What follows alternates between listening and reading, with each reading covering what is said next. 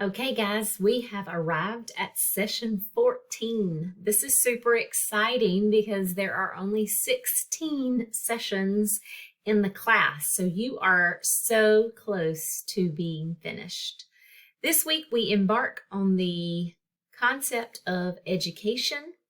Education in our society has many functions and completes many roles. And so you will learn about that this week as you dive into chapter 17 of your textbook. So make sure you get that reading done for chapter 17, the quizzes 17.1 through 17.7, and then finally finish that up with the chapter 17 quiz. You will then complete the Functions of Education journal, and I'm going to show that to you because this looks a little different than what you are used to. So essentially, when we look at education, we are looking at the function of educating children. And we know that education has a purpose. And that purpose is that well-being of all of society. So it is beneficial for our society to educate our children. And we can look at that thought process through the three main theories of sociology. And so what I'm going to ask you to do here is not watch another video, but go back to your textbook into the section 17.3, 17.4, and 17.5. Each one of those sections speaks specifically to the function of education in society through the lens of one of our three main theories. And so what I want you to do is dial back to those sections, reread each section, and then you are going to take notes in a bullet format, which is kind of what I have created for you here in this format to show you how you can make bulleted lists for each theory.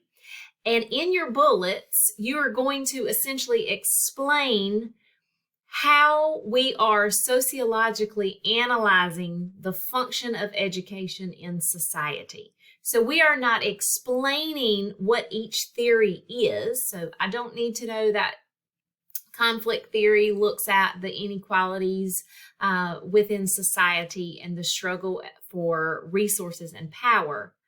I need to know how we look at the function of education in society through the lens of conflict theory. And if you will go back to your textbook and read 17.3 and then do the bullet points for structural functionalism, you'll understand more of the directions. And then you read 17.4 and do the bullets for the conflict theory. Same thing with 17.5 and symbolic interactionism. I have only given you an example here of 3 bullets per theory, but that is certainly just an example. So you add and create here as you see fit.